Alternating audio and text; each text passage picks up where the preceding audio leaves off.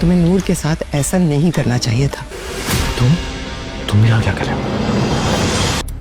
तुम्हें नूर के साथ ऐसा नहीं करना चाहिए था।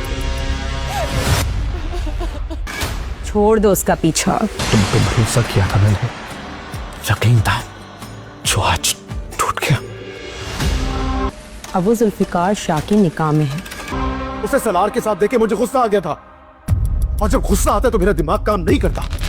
मुझे जो ठीक लगा मैंने किया। जब जुल्फिकार शाह नूर को घर से निकाल देता है तो उसे इस बात का एहसास हो जाता है कि उसे नूर के साथ ऐसा नहीं करना चाहिए था। जुल्फिकार शाह की माँ भी उसे यही बात कह रही होती है कि तुमने नूर के साथ बहुत गलत किया है, तुम्हें नूर को घर से नहीं निकालना चाहिए था, अब तुम जाकर नूर को वापस लेकर आओ।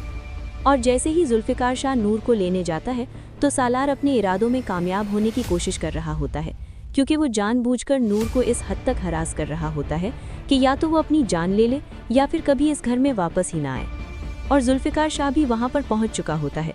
जैसे ही सालार नूर के कमरे से निकल रहा होता है तो जुल्फिकार शाह उसे देख लेता है।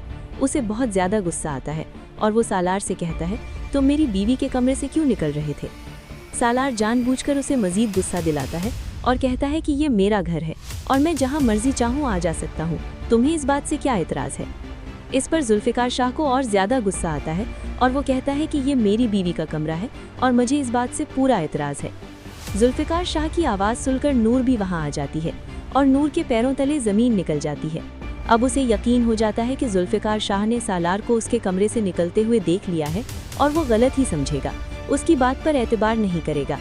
जुल्फिकार शाह नूर से कहता है कि मैंने तुम्हें एक दफ़ा फिर मौका दिया था और तुम पर एतबार किया था और आज तुमने मेरा मान तोड़ दिया है, अब मुझे तुम पर कभी भी एतबार नहीं होगा।